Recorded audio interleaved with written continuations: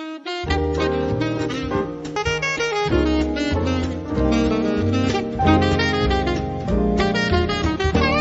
dia, Portugal! In Portugal, there's a YouTube show full of fun facts you need to know. Carl rings the bell and the members show to the GMP morning show. Featured guests will come and they will blow your mind. The audience will do so in kind. The little vanity mixed with some insanity on the morning show with GMP. Good morning, Portugal, and I'd like to welcome you to another fantastic day. Hey, Gumpers.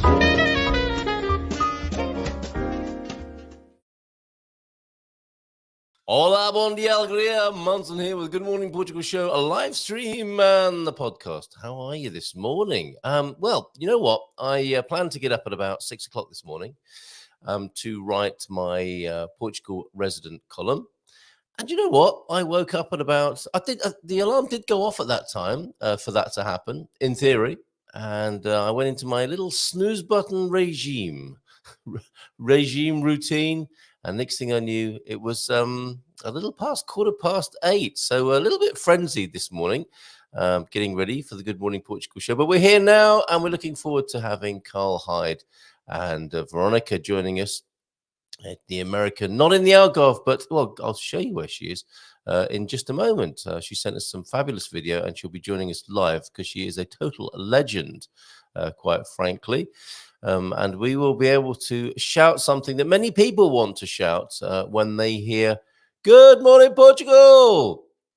A little clue for you there. Actually, let's start with that this morning, and we'll come back with a few hellos. So how are you doing? Let us know in the chat and send any pictures or videos through on 913-590-303. Oh, my word, it's a full house. A royal flush, you might say, of wise men of the Gumpocalypse. It just feels so reassuring to see not only James, not only Coach Turner, but also T-Duck right there in the comments, in the chat this morning. So great to see you here, T-Duck this morning, Thunder Duck.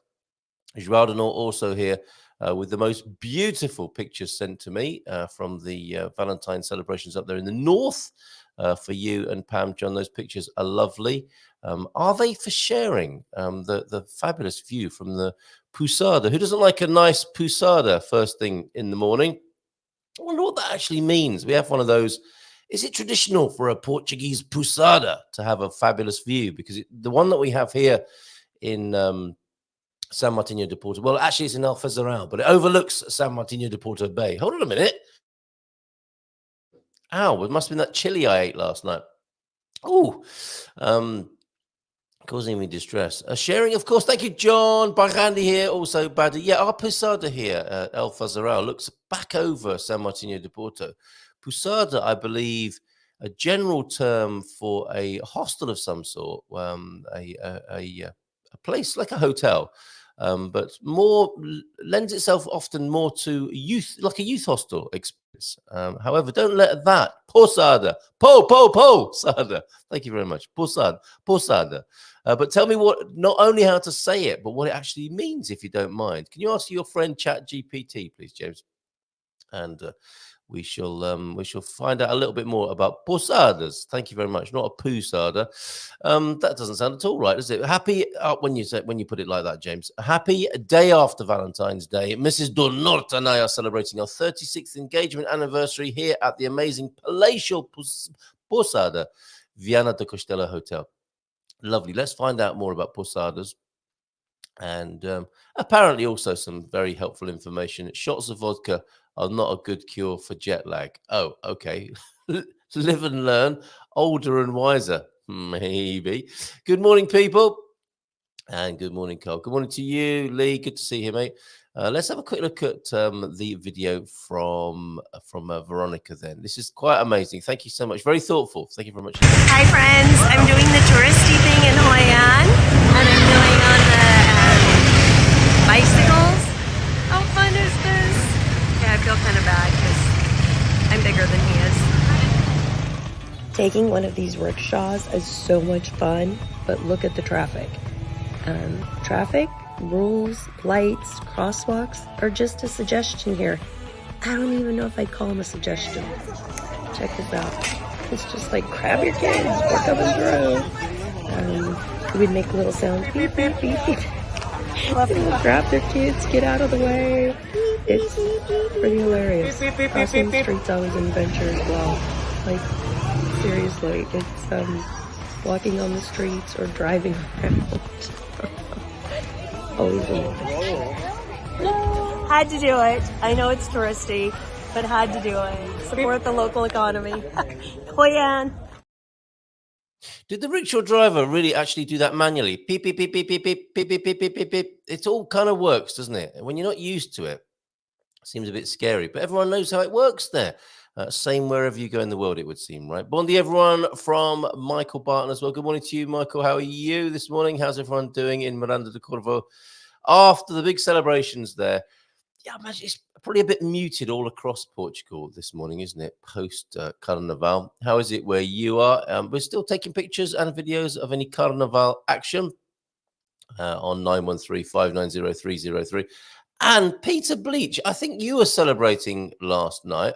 Odd, but thank you very much indeed for your messages at 4 o'clock this morning. I was out for the count by then, mate. That didn't make any difference to my sleep pattern. But happy Valentine's Day. I think you must have been up late and celebrating. Lots of fun yesterday at the meetup, apart from at the end where we had somebody there whose partner sent a message. They were cooking at home and they cut themselves quite badly. Managed to walk along, perhaps quite pale and lightheaded, to the local health centre. So I'm glad that all ended well as well. Dropped the partner off at the medical centre to be reunited, and it looks like everything all was well there. Good to hear that, and a lovely. We met some lovely new folks along at the some familiar faces and some new ones as well. Oh, and we were talking about birds, weren't we? Starlings yesterday, flamingos, the fabulous flamingo picture as well. Diane, thank you so much. Talking of the bleachers, Diane sent some beautiful pictures of hoopoe birds, and I thought I'd downloaded them to show you. I will do that in just a moment because they are fabulous. Mrs. M's hoopoe bird on the aerial yesterday. I'll show you one more time. Where is it? There it is. Diane managed to capture the hoopoe at their window in some glorious color. So we'll come back to that as well. Thank you very much, everyone, for everything you send in. Not everything. Some people send in some weird stuff on 913-590-303 from time to time. I do get some very interesting correspondence, I have to tell you, and some interesting things going on behind the scenes. Hey, Paul Richards, who's not one of the weirdos, as it were, but somebody who's experienced some of the weird goings on behind the scenes. But he's a big lad and he can take care of himself. And thank you, Paul. Bon dia chuvoso a todos from Antonio F. It's a little bit rainy near the capital there. And bon dia alegria from Antonio. Morning greetings. Oh, he's got a wet Mino this morning. Who doesn't like? Sometimes we just have to create our own sunshine. Well, we know you're very capable of doing that, Antonio. I think we're going to take that, Antonio, for both of you, Antonios there.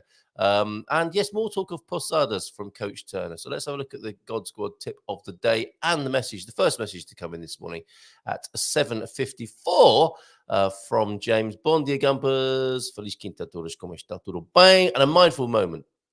Most folks are about as happy as they make up their minds to be. Abe Lincoln. It's true, isn't it?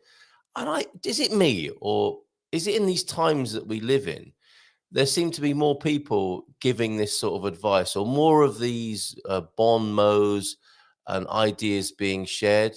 Somebody once said to me, when there are machine guns on the streets, the corner shops sell bliss. Is there some of that going on at the moment? In crazy times, we search also for wisdom. Is that what's happening? I wonder. Trying to find Diane's wonderful hoopoe pictures here.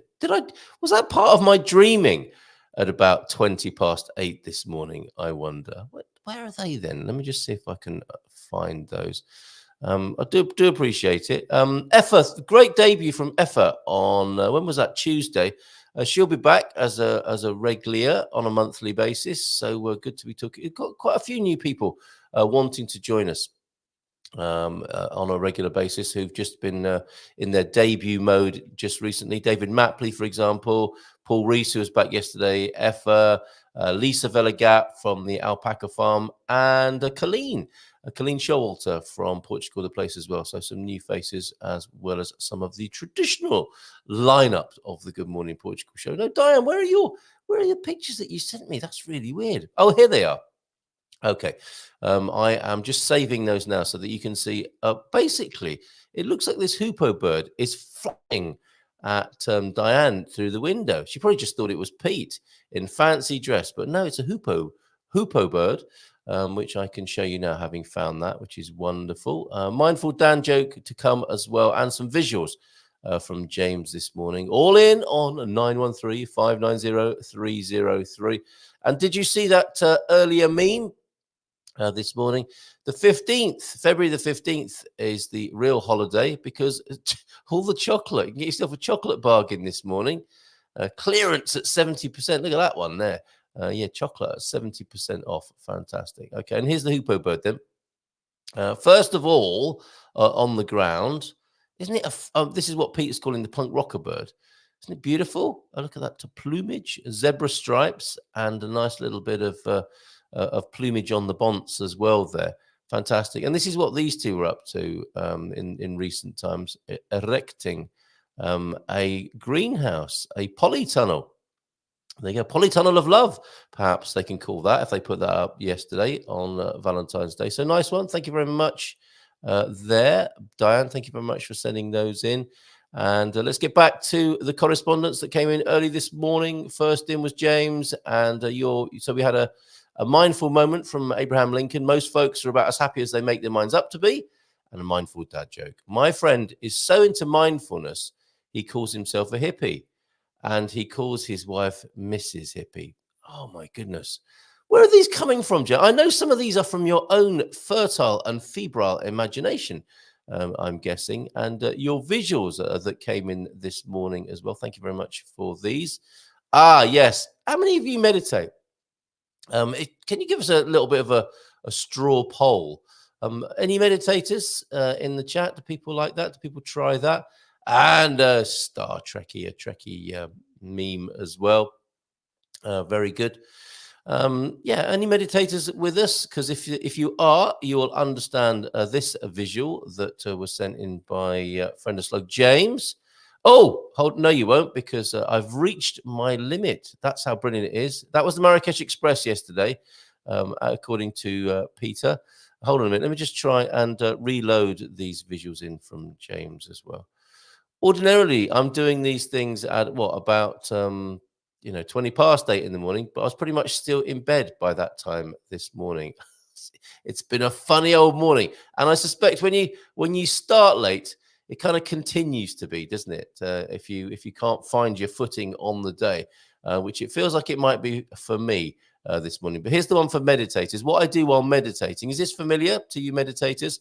A pie chart thereof. Baddy's in as well. Good morning to you, Baddy.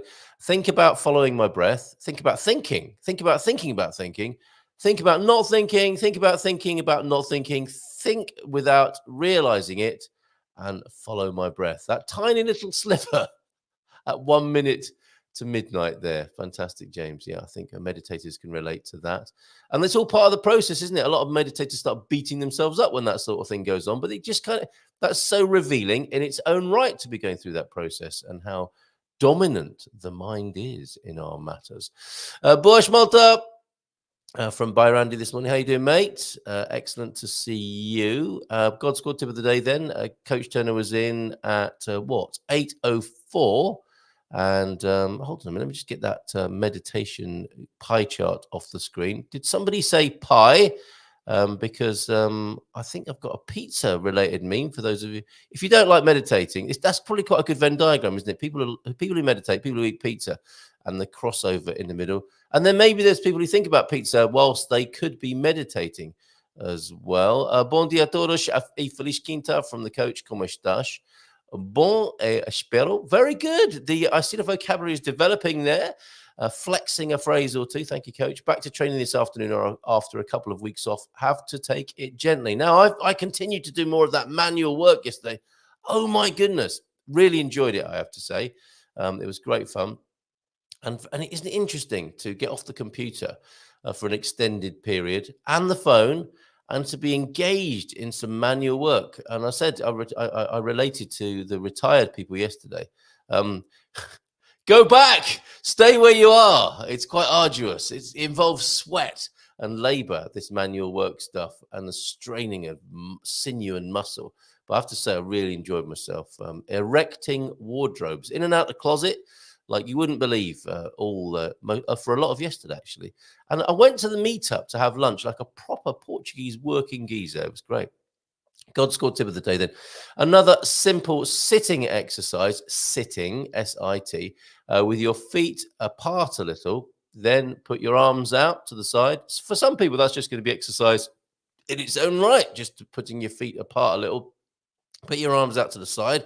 We can all do this, can't we now? Start gently, and if it hurts, stop.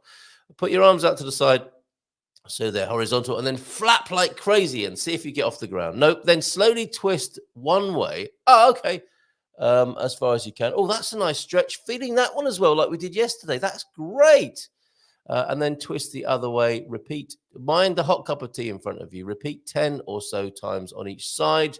Lightly brown under the grill after marinating for 30 minutes. This will gently improve your mobility as well as working on your core. As usual, build up to 3 sets of 10 and try every day. Veronica coming in at 9 from Vietnam, of course, and Carl Hyde, the British gentleman in Lisbon, joining us. That's Lee's mate, of course, at 9:30. Bon dia alegria gumpas from T-Duck. So good to have you back at 8:23. And bon dia todos from João do Norte, celebrating 36th engagement anniversary. How lovely. And let's have a look at the pictures from there because they're superb. And there's a little video too. I might start with the video. As you can see, I need to clear a little bit of space on the picture deck. So let me play you the video first while I'm doing that. And I'm going to have a little sip of my tea, my hastily made tea this morning as well. Okay, let's... we've got so much on the video deck as well. My goodness, murmurations of... Well, it wasn't a murmuration, strictly speaking. I think James is a bit of a twitcher on the QT. Am I right, James? You know a little bit, a thing or two about birds. An ornithologist, a twitcher, as we say in the United Kingdom. Here's João do Norte, however, testing the acoustics of a church up in the north of Portugal. I suspect you and Pam had the church to yourself yesterday.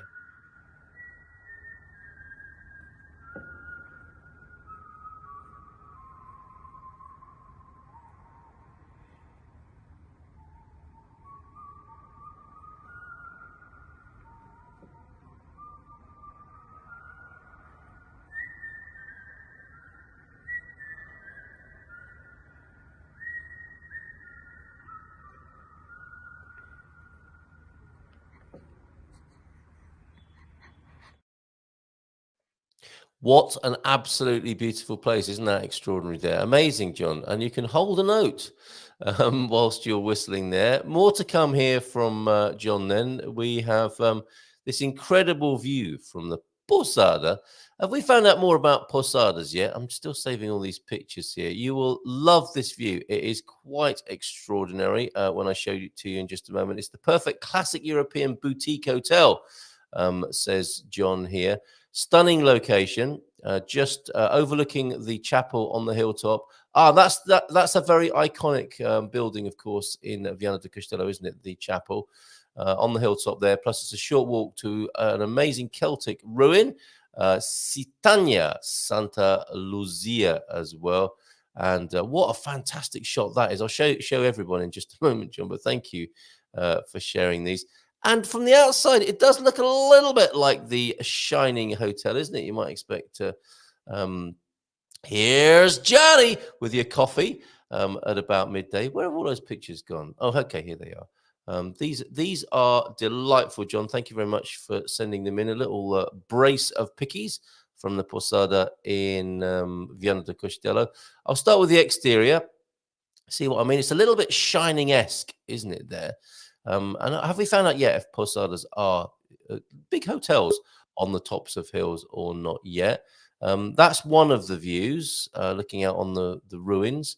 Typically Portuguese, isn't it? We've got ruins. We've got ruins everywhere. There's some. Look, right there. I'm not going to make a big deal about it. And there's another view of the ruins. And this is the balcony where you can take a coffee. I think that's your own personal veranda right there, isn't it, John and Pam? Isn't that lovely? And seeing the top of the chapel as you look out to the sea. Another view there. Isn't that amazing? It's Disney-esque, isn't it? It's so beautiful. And there's Pam. Happy engagement anniversary to you both. That's absolutely lovely. Thank you for your thoughtfulness and sharing those with us, John. A few more comments before we welcome Veronica, who's over in Vietnam this morning. I can say good morning, Vietnam. She has to say good afternoon, I think, now. Nice T-shirt. Fantastic. Brilliant. Actually, Coach Turner will be staying in several posadas on the road trip. Jerez, Canisada, Ria Torreira in Aveiro, Cascais, Sassa de Sol. What a great town that is. Crato, Serra da Estrela, and Bragança. Can't wait. Is there there is a website. We did have a look at that, didn't we? A long time ago, the Posada website where you can find all of those and book them. It's a traditional thing here in Portugal. Speaking of crowded Asian streets, when in Manila, it's the summer of '84, I learned that to cross the street, you need to make eye contact and then just step out, else you'd never have a chance. It's interesting, isn't it? When everyone else knows the rules, it's fine, isn't it? Alcacer de Sol, I'm going to go with there. Might need one of your little messages there, Antonio. There's a network then of Posadas de Juventude, youth inns, but they can be used by anybody. Maybe there's an overlap there then between the general Posada and the youth hostel style there. And maybe it's those you mentioned. What's that? At the Coach. This place is not a hostel. It is a massive palatial manor house with the very highest quality service and grounds. Okay. Some of these old hostels, though, they did get converted, didn't they, over time? That certainly happens in the UK. The youth hostel movement is not what it used to be. I think many people have great memories of the youth hosteling. And then some of those buildings, you know how it works, with how things change over time. And I think some of them in their amazing locations, of course, got turned into upmarket boutique style experiences like the one you're enjoying there. João de Norte. Pam's in. Morning to you, Pam. How are you doing? And bon dia todos from Bob as well. Yes, meditation is life-affirming and life-changing for me. Nice one, Bob. And yes, great pie chart. I thought to the meditators, or thanks to James, might be able to relate to that. Bon dia from Sarah Yeoman as well. Now, I had some amazing pictures, not only of the flamingos from you, Sarah, but some caretos. Let me see if I can find those, because those are absolutely superb. I'm pretty sure I saved those the other day. They were very sweet and charming. Ah, yes, Next Generation, you called them. Now, I think these must have been from one of your trips up north, probably to Pordense. And here are your caretos in all their glory there. They're quite amazing, aren't they, when they strut down the street? And there's little baby ones. Look, a little baby caretos or careto in the front there. Just outside Café Central. Was that in Pordense or were they on tour there, Sarah? Thank you very much for that. That's really lovely. Caretos Next Generation. Very sweet. A few more of your comments then before we welcome Veronica onto the screen. With the accent yeah, I got that. Alcacer or Alcacer. Alcacer, I'm going to go with. There. That is a lovely little town. It really is. We discovered that on the trip back from the Algarve once upon a time. Very nice. That was Pam whistling. My goodness. With a sneaky grin at the end. My goodness. I thought that was you, John. Great whistle, Joao Denot. But actually, turns out it was Pam. And yes, thank you very much. Commented earlier. Posada translate to hostel. So they are the hostels originally. And turning into different uses clearly now. Very beautiful indeed. It's incredible, isn't it? Viana do Castelo is incredible. And to get a view of that chapel, clearly go to the Posada there, where John and Pam are right now. So enjoy the rest of your celebrations, you two. And we'll be chatting with Carl Hyde at 9:30. And he's going to be bringing Christopher with him from the agency again, because that was a wonderful debut from Christopher. Or has he joined us a couple of times? But he was brilliant last time, that's for sure. And he'll be bringing him again with a lovely property to look at. And chatting to Veronica in just a moment when she comes back to the camera. And yep, it was in Podence last year, that picture. This year we stayed home and went to see our friends' kids playing in the village band in Quinto do Anjo for Carnival celebrations. Yeah, I think that it's safe to say Carnival has included, even for the cheeky towns and villages and cities that had their last event last night on the Wednesday. Tonight, of course, we'll be talking to Sarah Davey on moving currency from specifically the United States to Portugal, converting your dollars to euros, and the Dream Team session at 9 as well. So perhaps see you there. Now, though, let's say good morning, Vietnam to... Hello. And I got the shirt to prove it. Oh, wow. You looks like you're having the most amazing time over there, Veronica. How's it going? It's amazing. I miss you all. I miss my sweet Portugal. I think the more you travel, the more you realize that you miss where your bed is, right? Yeah. And but it is exciting. It's adventurous. There's so much to do in Vietnam. Who knew? Wow. So tell us, what have you been up to? What you've done some of the touristy things, and you've gone off the beaten track a little bit as well, I believe. Yeah. Wow. There, Hanoi, Hua Hin. I jumped on a scooter. Oh, that's what I should have sent. I jumped on a scooter with this little old man. He was probably like 90 years old, and you just jump on the back, and he took me to all these ruins in the ancient city in Ninh Bình. We climbed up the top of this huge area that had this cool dragon at the top and views forever. I mean, you could just see. We sweated like crazy getting up there too. But we got lucky. We went early, and the morning was overcast, or you would have been like, whew, with the heat and the humidity. I mean, I've met so many great people. A lot of Canadians here. A lot of Canadians. Right. Having a lot of fun with that. Why do you think that is? Is it a very popular destination then, especially for Canadians? It's really cold for December, January, February for them. So they leave. They pick up and leave. It's like being in Alaska, right? So they pick up and leave for 3 months, because it's just some of the northern territories are just it's beyond ice freezing, right? It's not like, oh yeah, you're in the Great Britain, you get some rain and occasionally you get a little bit of snow here and there, but it's like consistent ice. So, but they figured it out. I mean, they're here. We were in Thailand, we were in Cambodia, and Cambodia rocked. I think I shot last I was in Thailand, right? Yes, you were. Well, I was going to ask you. The only comparison I've got is I saw the video there that you made for us from Vietnam. And it looked to me a lot like some of the nightlife and streets of Thailand. So I was wondering how it compared. But yeah, that's where you were when you last spoke to us. You globetrotter. You were in Thailand last time, and you're in Vietnam this morning for us, afternoon for you, of course. Well, you're already here, right? You're on that wretched flight for like 8 hours and then another 7. So you better just stay and do it all, right? Because that's painful. The older we get, and then I'm tall, it's although I did get upgraded to business class, so, but still, it's a long flight. But it's easy to hop around here and inexpensive. So we just, fly from Bangkok, go down to Cambodia, Siem Reap, saw the floating villages, and of course, Angkor Wat. We got a private tour with our own tuk and our own driver that went behind us we had electric bikes and went through the jungles on electric bikes. And of course, the tuk couldn't go in there. Saw some crazy stuff that you would never see unless you were hiking in a long way. Those electric bikes are magic. I love them in Portugal. I explore everywhere in Portugal, but here to go on a lot of those jungle tracks and be able to go faster than you normally could, or you might burn out with the heat and humidity.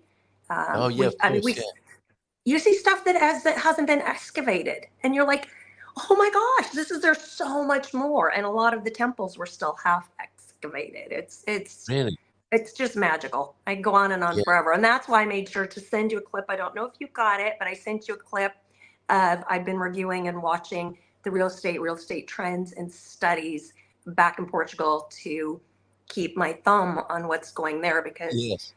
we're seeing increase and decrease in inventory. So Yeah. throughout Portugal, it's a balancing act, because we're getting a lot more inventory in the Algarve, but Lisbon's still decreasing, as is Porto. Yes. So Well, we'll have a I look do. at that. We'll have a look at that in Yeah. just a moment, and we can have a chat about it. And I'm sure people will want to respond to that as well.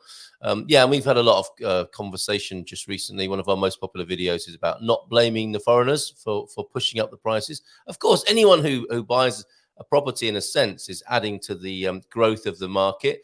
But Yeah. I think us foreigners are feeling a little unfairly treated in the amount of heat we're getting about that. So, in fact, one of the correspondents said, "Ha! Don't blame the foreigners, say two foreigners." That was me and Tony Bryant, the Portuguese, are talking about it just recently. But it's a popular video, and it's a good conversation to be having. We're not afraid to be having some of the more awkward conversations here on the show or in other environments. So, yeah, talking of heat, you're still enjoying that. So, is your tour coming to a close soon, or have you got another Far Eastern destination to go to? No, it'll be here. And then the exciting thing is that, okay, first of all, big shout out to Tracy and Bobby, who managed last night for Valentine's Day a big mixer in my absence. And they got like 30 people all getting to know each other. So the fun and the good vibes going on in the Eastern Algarve are still happening, with the newbies that are all getting to meet each other, and the oldies that, I shouldn't say oldies, but the veterans who are willing to help the newbies Yeah. get through SEF, which is now AMA, and did you make it through NHR and all that fun stuff, right? So all of our Great. friends. So That was a big, meetup last night then, because Tracy I've met, of yeah. course, but not Bobby O'Reilly. I don't think he was in VRSA last night at a meetup. No. So If he Tracy, you was, met Tracy in Tomar. Her yeah, husband's name right, is Bobby, and yeah. he's a photographer. Oh, okay, right, okay, and not Bobby, who's got your coat still. Yeah, Because if Bobby let's have some fun with that traveling coach. Let's get the it going. traveling, you might want that. You might find Portugal a little bit chilly, so you might need your coat when you get back. But that heat is extraordinary. Anyone who's been out to the Far East there will know what you're talking about. We've got serious humidity here, and we've had a very mild day. Me and Mrs. M were able to sit out and have a cup of tea last night in the warmth, whilst the wind was blowing and it was raining. It was really lovely, but it's a whole nother level, isn't it? In somewhere like, yeah, Oh, yeah, the heat and the humidity. yes. And then getting back to, oh shoot, I did the shout out for Tracy and doing the get together. I can't remember my original point. Yeah. And I'm No, drinking well, water. It's not even vodka at 4. Because it's 4 here. No, apparently don't drink vodka as a way of getting over jet lag. Unless you really want to.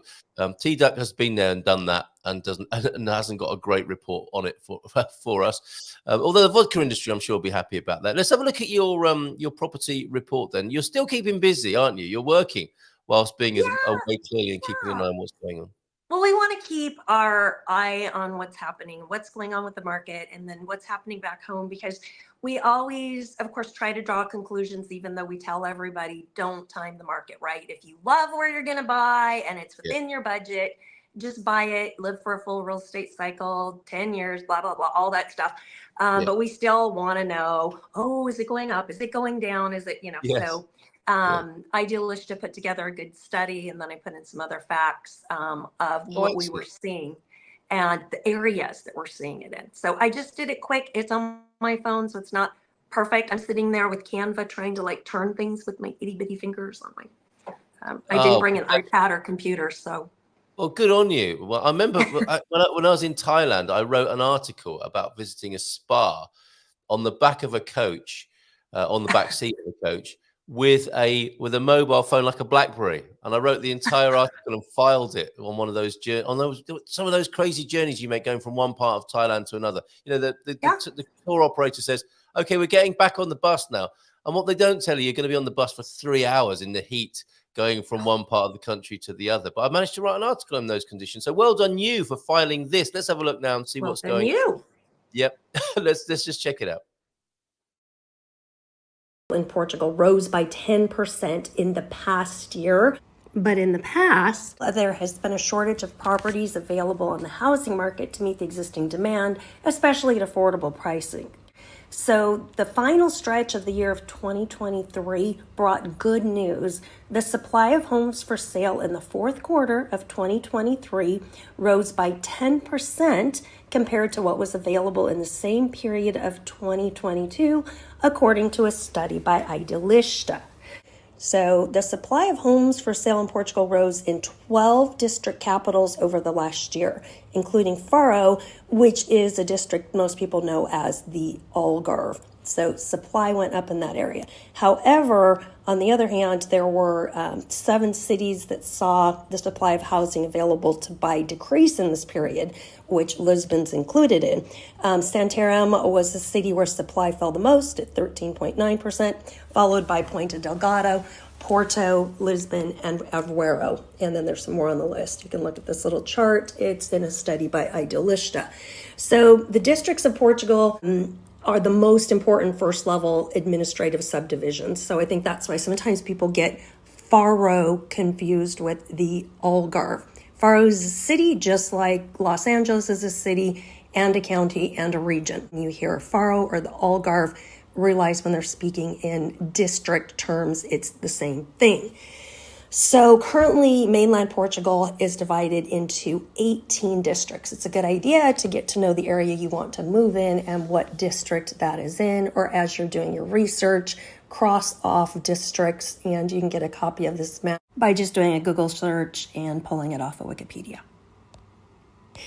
So currently, mainland Portugal is divided into the 18 districts. And supply and demand and type of housing is a factor in sales. So if you look at Lisbon, which is having a decreasing amount of supply, obviously there's issues. Plus, you've got such a diverse population. You have everything from students to people who are still working to retired people. I mean, it runs the whole gamut in Lisbon versus someplace in the Algarve, like my little town of Villarreal de Santo Antonio. Yes, of course, there's local people, but most of the Algarve, many of the people that are buying are retirees, so it's a slightly different demographic and not as huge. Okay, that cuts off I at the cut end. that there. off because Yeah. clearly I was redundant, needed to clean up a few things, and then I added a lot more to some of the statistics and what we're seeing. Well, that's great. If we may, we'll pop that on our homepage as well. But that's really helpful. Yeah, and I'll give you the full one. Yeah, which is just a couple minutes longer. Are you surprised about the trends, or did you call it? You know, I don't think I was quite so surprised at seeing more supply in the Algarve. We know Lisbon just continues to decline. More people move there, more people want to rent there.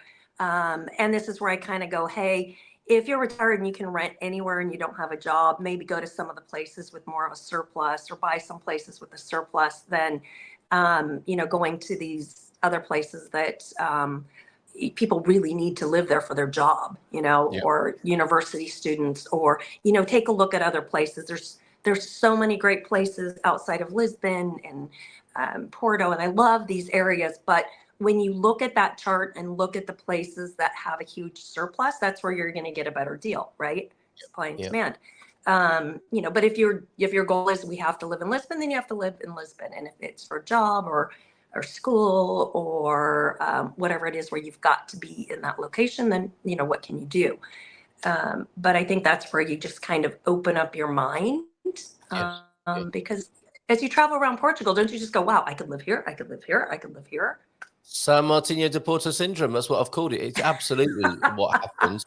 I think it's 80-20 effect here. We're really seeing that 80% of the value is in. 80% of the value is in 20% of the landmass. Of the big prices, and then you can get a lot of bang for buck if you step outside what people know as the 80%. I mean, people think of Portugal as Porto, as Lisbon, as the Algarve. And that, thankfully, is changing because of this phenomenon. And that's what Paul Rees was talking about yesterday. He and his rural properties. It was very interesting having a conversation with him yesterday about how people, it's a realization of my long-held dream that the interior of Portugal be repopulated and regenerated. I thought that might just happen because people would understand that and see that, but it's economically driven, like so many things in our culture. That's what's happening. People are not getting the value they want or can afford in the traditional places, and because of people like Paul who are making homes, wonderful, beautiful homes available to people outside of the traditional areas, they're thinking about it for the reasons you said. I don't have to be in Lisbon. I don't have to be in Porto. I only Right. chose Open those your mind. places. Yeah, I only chose those places because those are the first things I learned about when I was discovering Portugal, is what somebody might Absolutely. say. And, there's a lot more to Portugal. I mean, they're even less than 20%, aren't they? They're 2%, if you like, Yeah. and there's so much more Portugal to discover, and something is going on to make that happen right now, and it's economically driven, as Paul pointed out yesterday, I think. It is. And I think when you look at too the Algarve, and then I put on the map, it says Faro region, and it's actually the Algarve is kind of the nickname for it, but Faro district, when you look at the different districts, and Yes. just going through and crossing off the districts you don't want to be in, take that map, print it off Wikipedia, cross off the ones you don't want, or ones you need to explore because you haven't been to. So how do you cross them off your list of places you don't want to go to? Now, if it's a beach city, it's a beach city. So you're going to be on the coast. And thank goodness there's a lot of coast, right? North Yep. to south and in the southeast to west. And I think people forget also in the Algarve that Albufeira is not the only place in the Algarve. They're so used to flying in and heading west. There's so much in the east also. And Yep. that's where you're getting your better prices and less dense population. So a couple of people that moved into the East Algarve, hello, Betsy and Clive, they were living in Lagos for a long time, and that place just got overpopulated. I mean, they said that all the locals moved out. It's mostly restaurants that are owned by, foreigners that have come in and opened restaurants, everything from Indians to Nepalese to, of course, some of the British and all the different cultures. And they said they lost that kind of sense of feeling that they were in a Portuguese area. So they up and left and went to the east. Now, Yep. mind you, we don't want to turn everything into a big expat place. So it's nice to have that balance and keep a lot of these areas still pure. Yep. Or if you look Or at balance. someplace like Tavira, Yeah. it can continue to grow out, Yeah. so you don't have to just displace people. There's a lot of land along the ocean and coastline that has a lot of cute homes and stuff. It's just maybe you don't have the resources right there. But in time, you already see Tavira, the backup resources are coming in, more restaurants are popping in, and places like that. So you might want to look at what will be and what you can get to by train versus needing to be in the city center of a big town.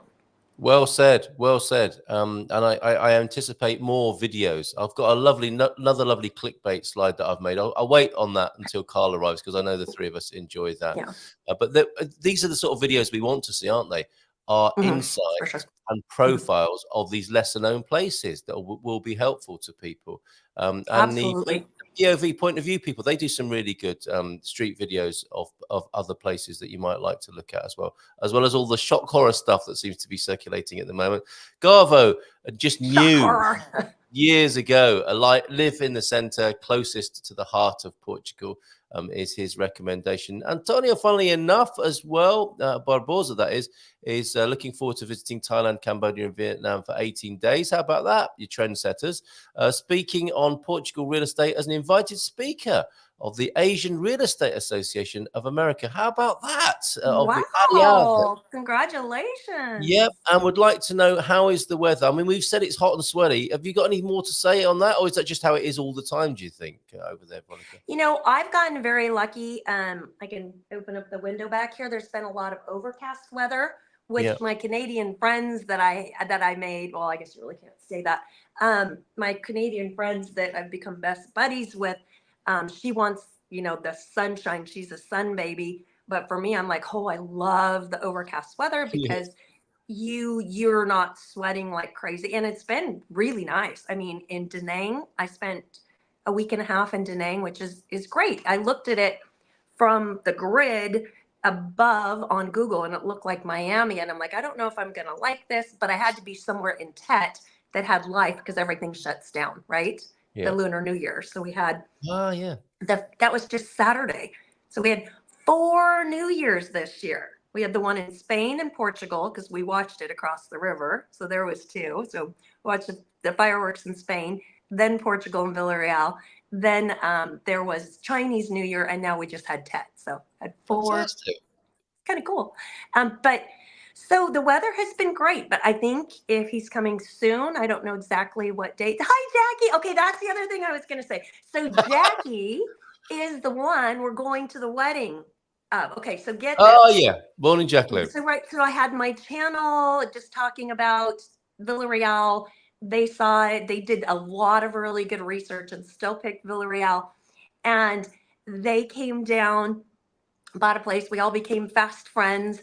And now their son was still back in Ireland, met a gal going to university in Ireland, and they're getting married. And so now I'll be going to the wedding here in Vietnam, and Jackie and Jim are just there. They just spent Tet. They're down south a little bit from me. They just spent Tet with the family, with her family. And the wedding will be fabulous because the mom is the town doctor. So, everybody better show up. That's a big deal for the village. So yes, absolutely. I'm super excited and just over the moon to be invited to that. That's Right. just Good morning to you, Jacqueline. How lovely. That's wonderful. Yay! And congratulations, mother-in-law. Yes, yeah, incredible, absolutely wonderful. So there you go, and that's the weather report for Antonio as well. To expect. Oh yeah, it's going to be hit or miss. It's going to be warmer, and it's just going to depend if you get overcast weather or not. And I've been lucky; it's been great. And Da Nang was amazing. This little area called An Trang, really gorgeous. But I haven't found a place that I've said no, I don't like it. Amazing. Amazing. Probably a lot to do with the people again, right? And don't forget, swimwear, I would say, Antonio, don't forget your budgie smugglers.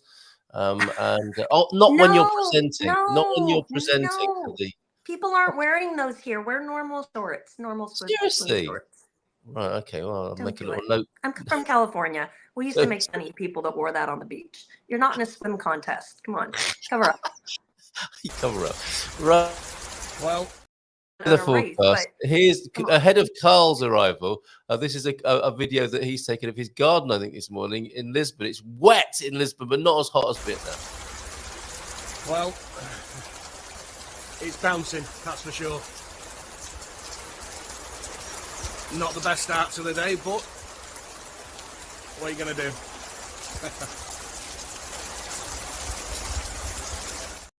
See, he's from Manchester. It's like that all the time in Manchester. So there's a little reminder of home in that little vignette. Did you get the clip on the crankshaw? The little bike? I sent you I played that. Yeah, no, I played that earlier on. You did? Okay, sorry. I was wandering around figuring out how it's going to rig up my phone. Okay, cool. Very, very useful. Thank you very much. Because I was a little bit late to the party this morning, and as I collected myself, it was lovely to see you being pushed around in a good way. in Vietnam. That poor guy had to go up a hill, and I'm big, I'm like almost 6 foot tall, and you made mention to that right now. So this poor guy, he had to go up a hill because I'm on a little island. Just there's Hoi An right here, and there's a little river, and I'm just over a bridge, and he had to like get off the bike and push it up the hill. Oh no! Right. And then we're finally going down the hill, and we're getting some speed. And then this car stops in front of us, and I'm like, oh. I triple tipped that guy. I didn't just because we said about a price and I negotiated. And when we got to the hill, I was feeling so guilty that I'm like, I'm going to double it. And when he had to get off and push, I tripled it. So you can hear him puffing and panting behind you. Bless him.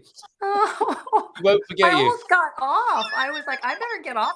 It's not a huge hill. It's just a little bridge, but let's swap. You're knackered. You get in and off. I know, e-bike. And I only did it because I had done a lot of shopping and I went out to a nice dinner with my friends and I was pretty much done. We'd been out for hours and hours all day since like first thing in the morning. And I had bags and he pulled right up and I thought, oh, that looks like a good idea. I'll just sit there. And I had extra water bottles, the big ones. And I thought, oh, that'll be nice. He'll just drop me off until he started climbing the hill. And I'm like, oh, and then you saw in the video, it's like beep, well deserved extra. Yeah, and he does that manually, does he? Beep beep beep beep. He beep, doesn't have beep, beep. Like there's no horn, so they must not be allowed to have a horn. And I'm up for providing them all with e-bikes because I see them sometimes with 2 people on those Yeah. things, and sometimes with some like, okay, I'm tall and big, but I've seen big. So That's it'll happen in time. It'll happen in time. So going back to your e-bikes. district bingo, and it's a very good idea.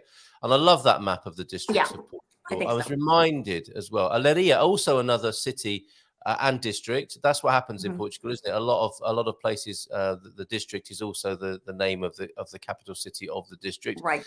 And I'm reminded it's not a site we've shown very often here. I don't know if you know this one, Kippertree.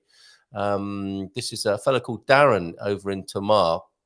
And it's a property website in Portugal. It might be new to some of you, but this is great because all the districts are laid out here with properties in all of them. So let's Oh, name perfect. check them one by one, and you can shout out at home if these are where you live or your favorite districts or where you're from if you're Portuguese.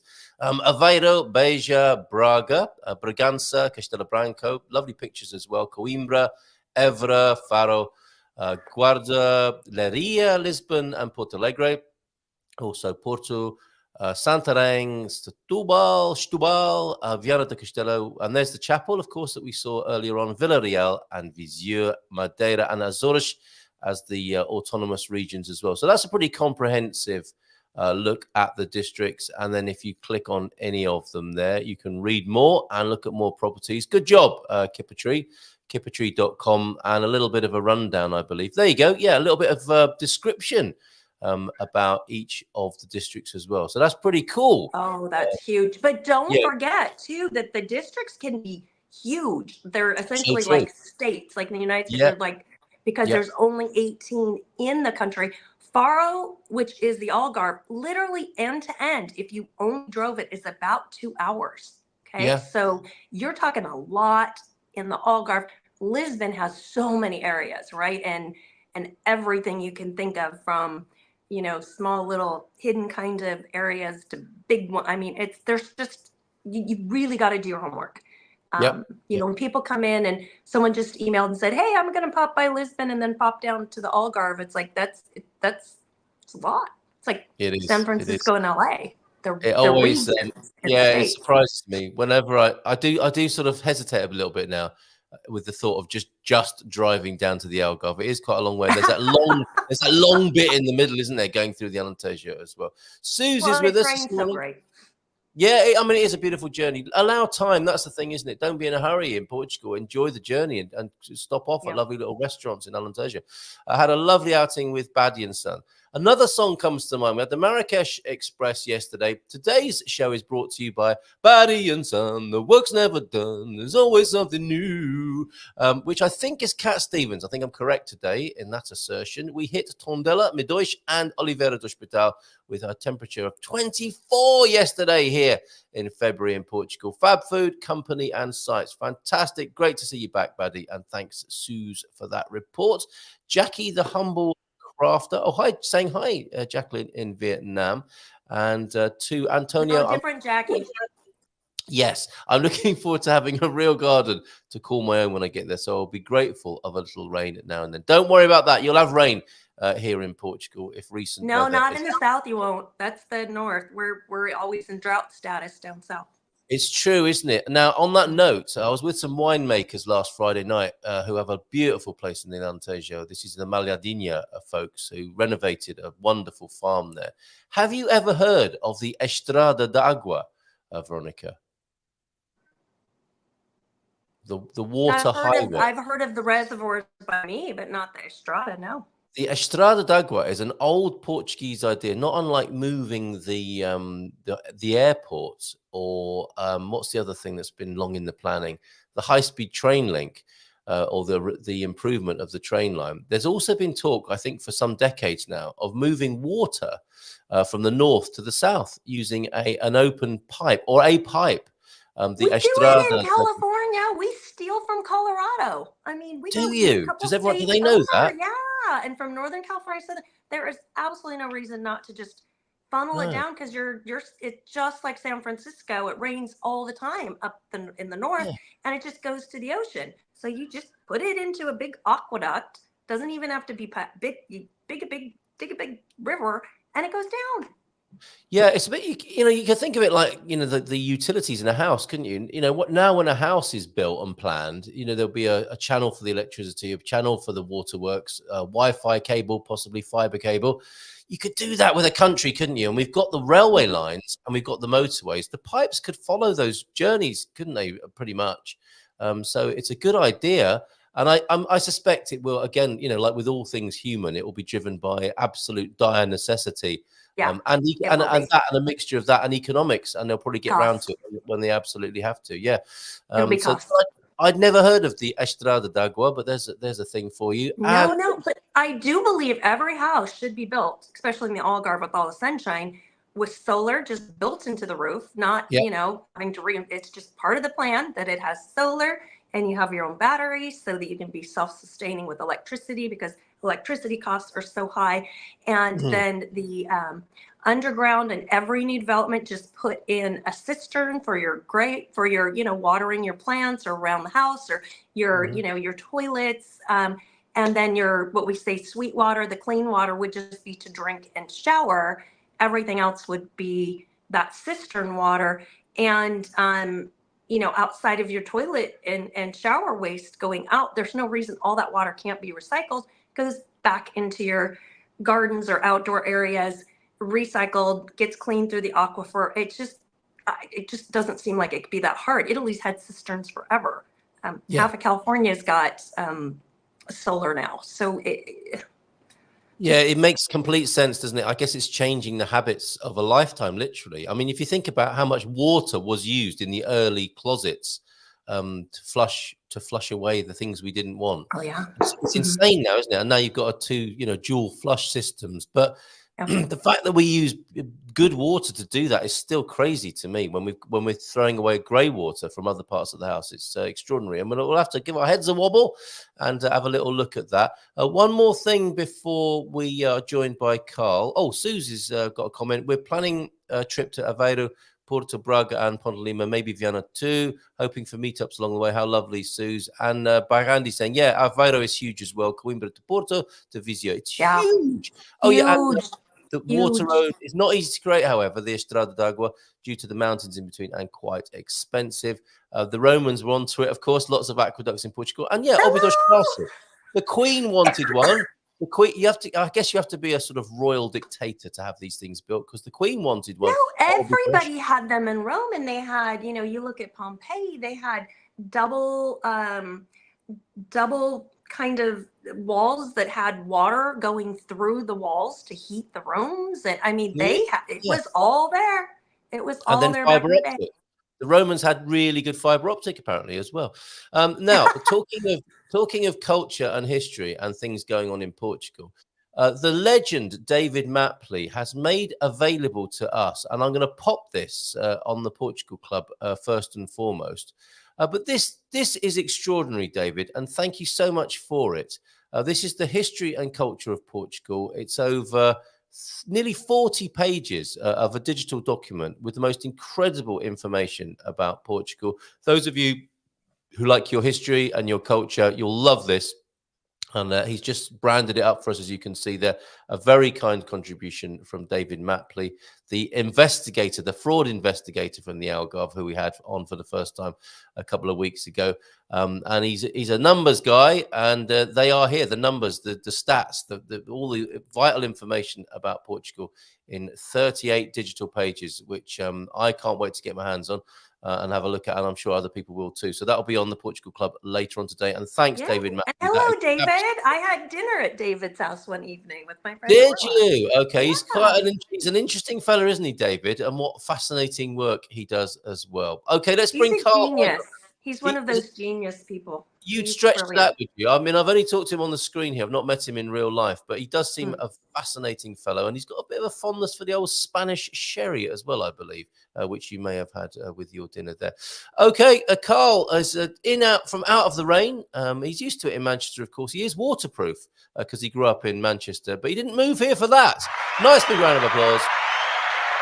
And here he is, Mr. Hyde. How are you, mate?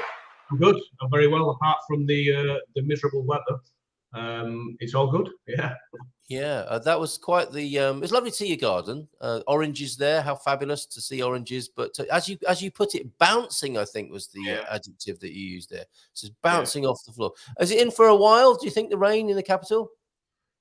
Yeah, I mean, it's been around for a while. I mean, we had a break a few weeks ago, but we've had quite a bit of rain this year, which, I mean, I know the country needs it, but I don't need it, you know. So it's an El Nino, you know, the La Nina, El Nino. We go back and forth, so we'll have a few years of this more rainy cycle.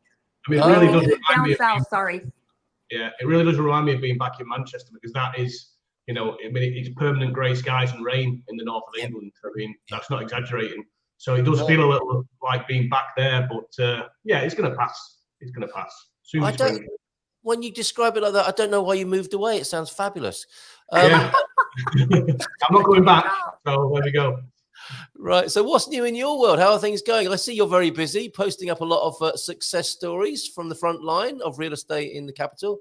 Yeah, I've had a very busy start to the new year. It's been very lucky. You know, the network is working. So yeah, it's been very busy. We've just celebrated our 1-year anniversary at the agency on the 7th of February.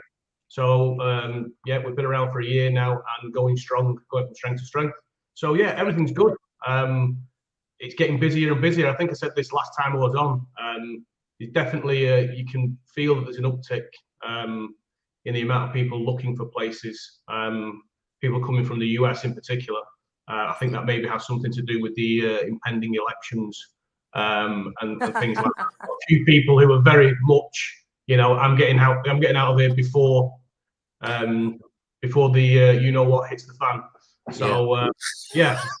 Yeah, it's true. I hear that a lot. I really do. So I've been hearing that for 2 years. I've been hearing that for maybe 3 years now. You know, some people are like the canaries in the coal mine, aren't they? They have a sense of something that's going to happen, and they're getting out of there. And maybe you and I were like that in the UK. You know, pre-Brexit, but that's intensifying now by the sound of it. I think so. I mean, everybody that I speak to, I've got a few people now. Just sorry about that. Just found a rental for. There's another deal coming in, Carl. Don't worry. I've just secured a rental for a couple in Camp de Ric. It's a few weeks ago, actually. I think I spoke about it last time on the show. And everybody's sort of the same sort of vibe. They just want to get away from sort of the negativity that they're experiencing or what they perceive. I try not to get into it. I'm not going to get into the politics of different countries and things like that. But yeah, there are a lot of people coming here from the US, and that seems to be reason number one. So there you go. Yeah, incredible, and that's brings us nicely to clickbait, I think, doesn't it? Because we're going to see a few videos around that sort of theme. Here's my latest contribution for you two. I was laughing about this with Heather yesterday, and I decided to make it up. Look at this. Is Portugal still a good place to drive?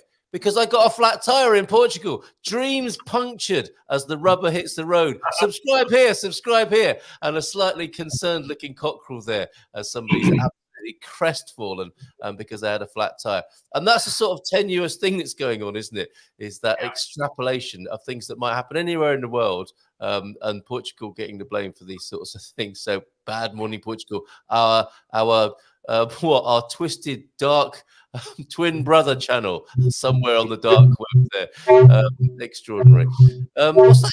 Is that more messages coming in there? You are a busy man. That's not me. That's Veronica humming in Vietnam over there. I'm on my phone. I don't have anything else. Oh, it must be me then. Sorry, pardon me.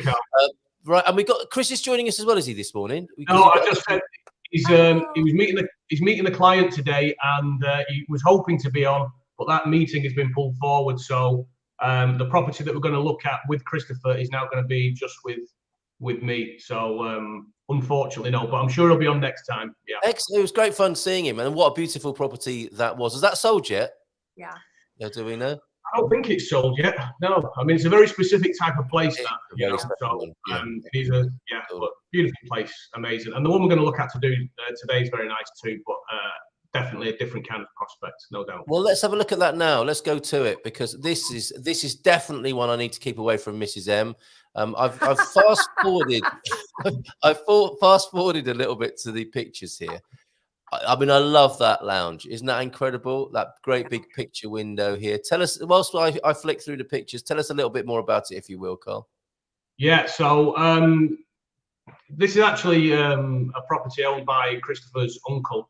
It's up in the Douro in a place called Canellas, and so it's about an hour away, a little under an hour away from Porto. So you're not far from the airport. You're at the top of one of the hills there. So while you can't actually see the river, you're only about 10, 15 minutes away from it. And because you're sat up so high, you've got panoramic views all around. Christopher was telling me his uncle has fully renovated the place. It was a ruin when he took it over, and as you can see from the images, he's done a very, very nice job of renovating it.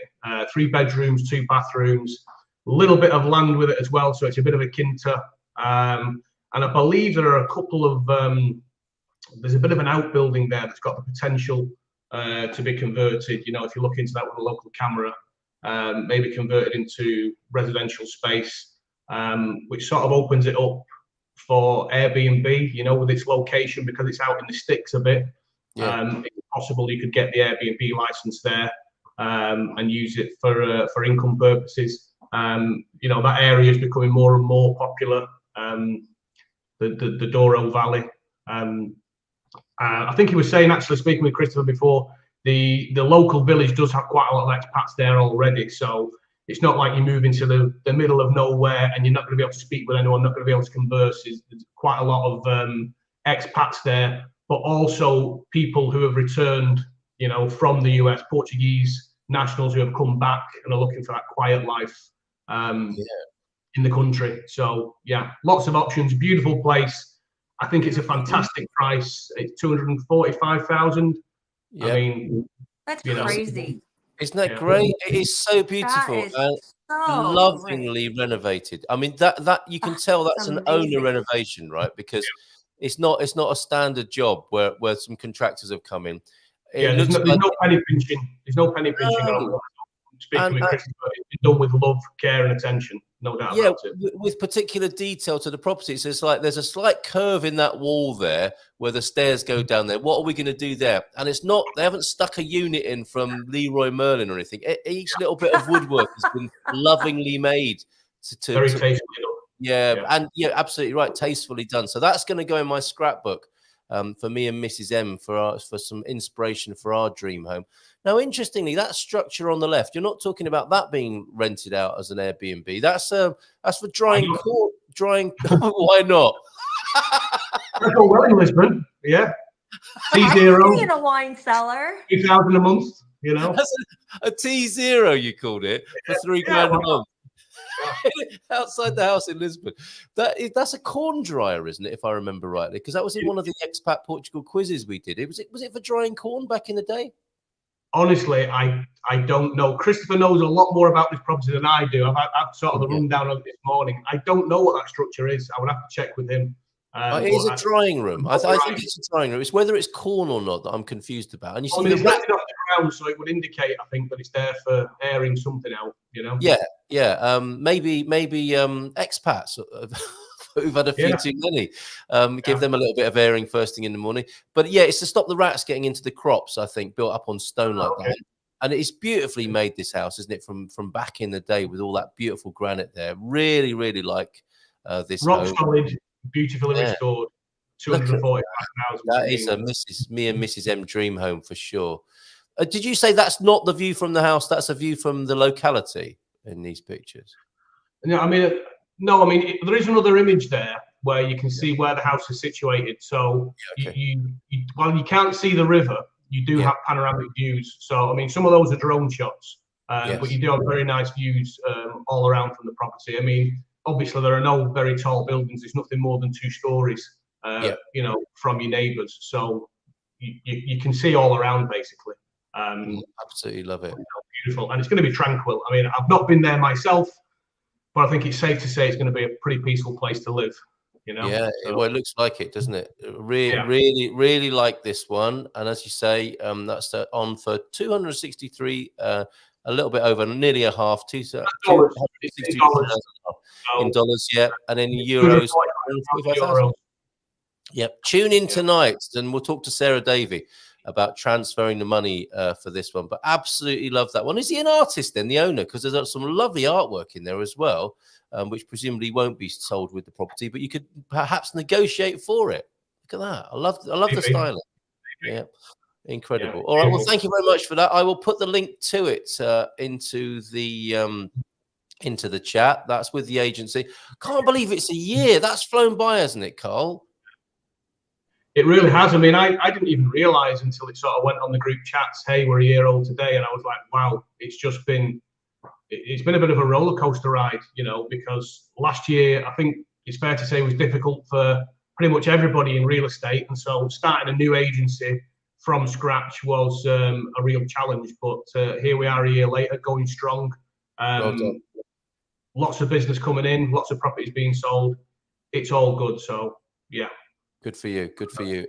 Great job. It's been quite amazing. Watch you and Christopher's team grow, and he's with a great team. I mean, I just think Christopher is fabulous, and he's fabulous. And wow. Oh, Christopher's great. I mean, he's really sorry that he couldn't be on today, but he is. You know, we've got a great team, and he's you know, I'm not sucking up, but he's a great team leader. He gives a lot of support, and he's helped me a lot in the past year, and I've needed that support as well because, you know, real estate in Portugal, it's tricky, it's complicated. There are lots of perils and pitfalls, and so having that support network behind, not just Christopher, but the whole team, it's been fantastic. So, yeah. Super. Well, congratulations to all. If you could pass those congratulations on to the rest of the team from us here on the Good Morning Portugal show and from Veronica in Vietnam. How cool is that to be able to go into the office and say, yeah, everyone from the Good Morning Portugal show says congratulations. And we've also got Veronica in Vietnam saying good morning, Vietnam, and congratulations to you as well. Catherine is pleased to see you. I think that's probably for me and not you there. And this is a subject we can talk about to continue this theme of the relief valve and economic pressure, encouraging, inviting people to look outside the capital and the places people already know when they're finding out about Portugal. Now, in a way, you want people to come to Lisbon, don't you? You're a bit of a genius when it comes to finding rentals for people in Lisbon, and you obviously like selling property in the capital. But would you agree that there is an increasing interest now in areas out for a number of reasons, but people are looking beyond the capital now? And what are you seeing in that regard, Carl? Yeah, absolutely. I mean, I think I was surprised myself. I mean, most of my business, you know, it's very sort of Lisbon centric. And also where I live in, Margin Sul, just across the river there. So the vast majority of what I do is there. But recently I did have a client who is buying a place. You know them. I won't say the name, but they're buying a place in, you call it Alviagra, but it's Alviagra or near to Alviagra. Is that what it's called? It's actually called Alvazra, is it? That's incredible. It's called, I'm not sure if it's actually, I think it is in Alvazra, or it's very close to the property that they're buying. Figueira de Finos, isn't it? Yeah. But that's the one. But I was surprised, I went up there for a few days with these clients in early January, and the value for money, I was shocked. For a couple of €100,000, you can get a spectacular home. 3-4 bedrooms, rock solid, well built, gardens, everything you could want, and it's great value for money. So I think a lot of people are looking into things like that, to try and get that sort of extra bang for the buck, and also because it's a different lifestyle. If you live in say in Lisbon or around Lisbon, obviously it's much busier. It's very different. If you're looking for peace and quiet and tranquility, then you're going to move either to my side of the bridge, Margin Sul, or move to the countryside, for sure. So what names are coming up? Oh my goodness, hold the front page. I remember this guy. Do you, Carl? Capricorn 12. Yes, he used to be here in the old days. Great show today, guys, says Capricorn Chris. Great to see you here, Chris. He's not stuck on a train in someone's armpit this morning by the sound of it. I have to say that there are some amazing places in Portugal. Orca, Nazaré, Óbidos, and Fundão. Cheers. Lovely to see you. How are you, mate? And Antonio F saying hit that like button. Yeah, what are some of the names then, if on this subject of moving out beyond the usual suspects, we can call them? What towns, what districts are coming up for you then, Carl, and what are people beginning to ask for? Yeah, I mean, just recently, I mean, because the Silver Coast is so popular, but obviously Silver Coast prices have been increasing too, so people are sort of moving a little more inland. Places like Leiria, Pombal, Tomar is very popular too. So those kind of places, it's just not, you're not so far away from Lisbon, you know, hour and a half away maybe. You're not too far away from the coast, but you've got a beautiful countryside and excellent value for money with the properties too. So those kind of places I'm finding. I mean, I'm sure other people as well are finding it sort of further north and sort of further south, closer to the Algarve. But for me, those places I'm getting more and more questions about for sure. Yes, excellent. For Pam, it's the other way around. Had to move away from that peace and tranquility. It was lovely, but just not enough life for me. And you found a happy medium, of course, in Alcobaça there. Apparently, these structures, and they are incredible. The more you look into this, the more you discover how absolutely brilliant they are, and how this might be a network of Airbnbs one day across the country. It's like a Japanese sort of sleeping hostel, isn't it? You could probably get 3 people end to end in there. But they were originally made, apparently, Carl. The building that is raised, says Gary Austin, is specifically designed to dry expat Mancunians out when they first arrive in Portugal. That'll take a very long time. I've been here 5 years and I've still not dried out yet. So. You're still not dried out to the core yet, then. Okay, but that's a little coffee table book in its own right. Those incredible structures there. Okay, we're into the last 10 minutes then. Good Morning Portugal show this morning. We've got Veronica, normally in the Algarve. For the last 2 shows, has been out in the Far East, and I suspect you'll be back with us here on Terra Portuguesa when we see you next time, Veronica. And Carl Hyde I'll be back in March. Soggy, okay, excellent. Soggy Marginal Sul, just south of the capital there. And as I said, he's an expert in finding you rentals in the capital and, of course, selling your property, not just in the capital, but all over the country through the agency and its network. Let's have a look at your predictions and tips. Then you said a lot about, of course, how the market is changing, and we've had your report, Veronica, which we'll stick on our homepage. But is there more to say? That is quite the flavour, isn't it? The influx of American interest.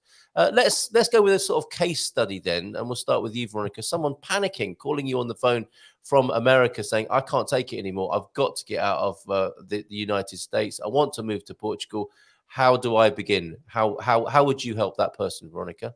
Well, we've already had a few like that have, course corrected and adjusted. And I think it was when the Supreme Court reversed Roe v. Wade, and they're afraid of gay rights being taken away, gay marriage.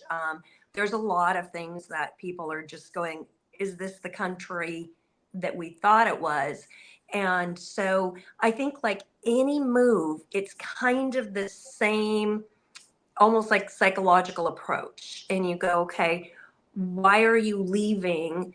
And is it something that can be fixed? Or again, I say this and it's so weird because are you moving here because you want to leave there, because you want to live here? And that's what I started with. And then when the political upheaval came, I'm like, okay, now I understand people have to move here because they want to leave there. Was this already on your radar? Was it on your radar years ago, and you were just saying we were going to retire there and now we're going to do it earlier?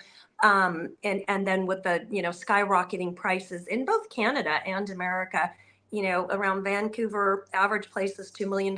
You can come here and live very well for that, right? Yeah, right. And a lot of places in California as well. So are you a person who's traveled a lot and you can enjoy it? Or is this where we're getting some of this clickbait fodder from? Is, people who are like, I just got to run, like rats off a sinking ship. I've just got to get out of here. And have you really thought about, anything outside of the political climate? Because if you are not somebody who can adjust to things that are different, or who doesn't really thrive in like a foreign culture or Europe, is this really the best place for you? So kind of sitting down and picking apart why, and then the where. So how do you see your life? Do you see yourself in the country? Do you see yourself in the city? Like that gal had just said, I think it was Susie, she moved away from the city, but then it wasn't enough. But there's plenty of places in between that model, right? You don't have to be in the crazy chaos like here where you can't cross the street without just smile, look confident, and walk in front of the cars, right?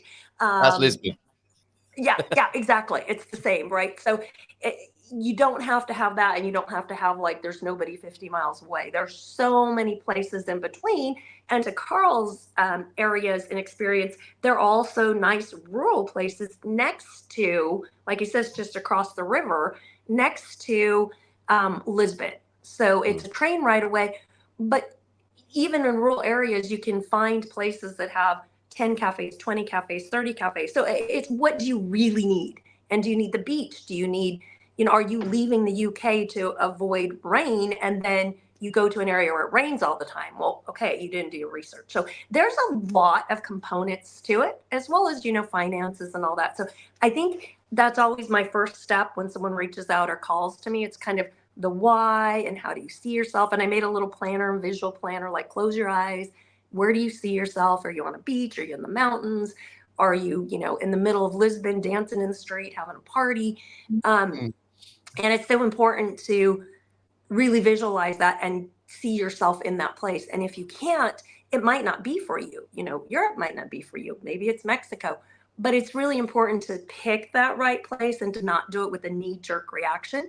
And to know that this is a place that you're going to stay for a long time, because it's not easy to get here, right? There is some effort in getting a visa. And so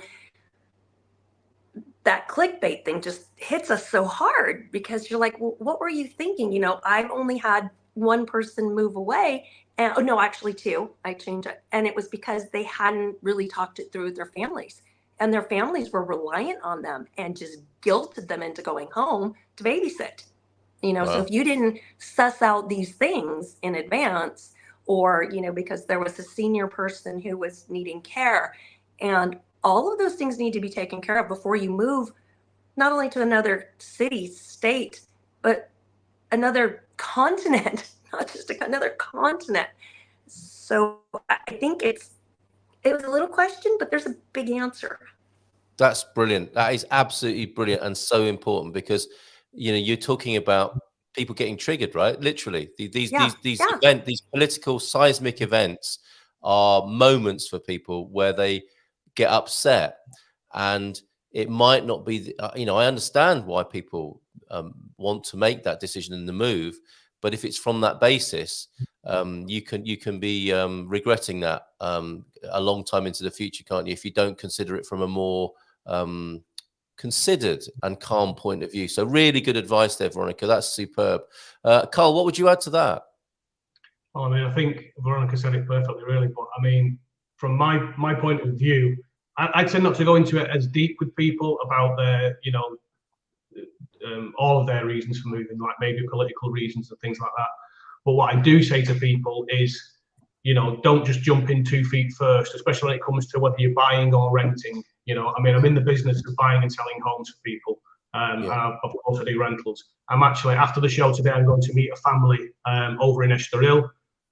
They're moving over from Louisiana, and they're undecided about Lisbon or Estoril. They don't know whether to rent or to buy.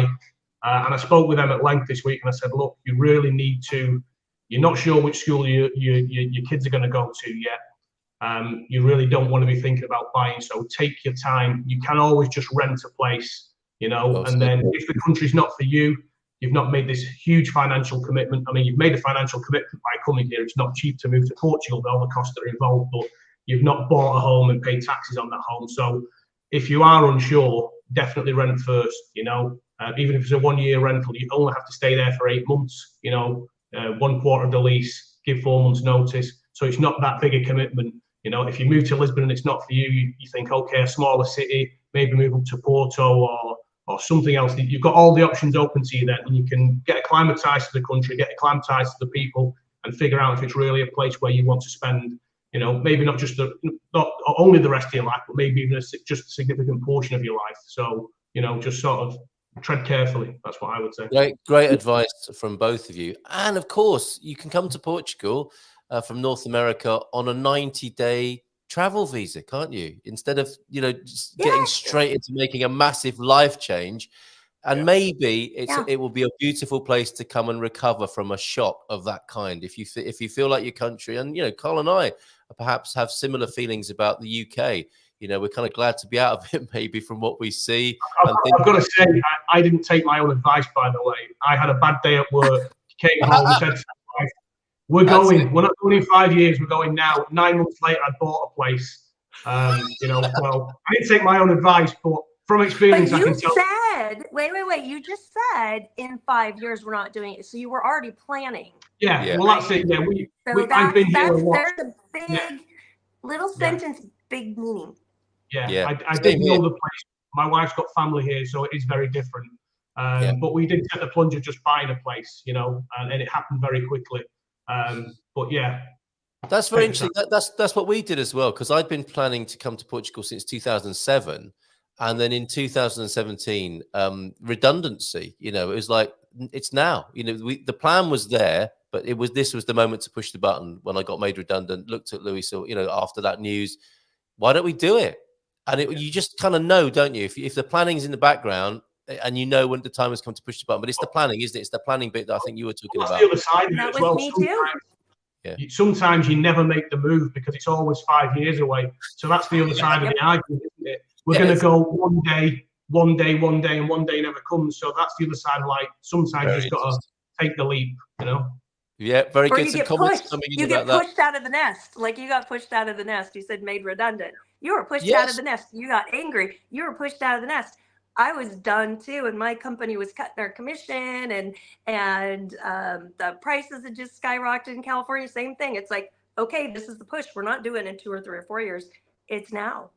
Very interesting. We're talking about, I suppose, it's good to have a plan B, isn't it? And if plan B is ready, you can push the button on it. But if you haven't done the planning, just pushing the button on something you know nothing about could be a little precarious, as I think you're pointing to there, Veronica. Bob's asking, are you a person who can maintain a sense of adventure in the face of struggle and more change than you expected? That's a good point. Come to Vietnam, baby.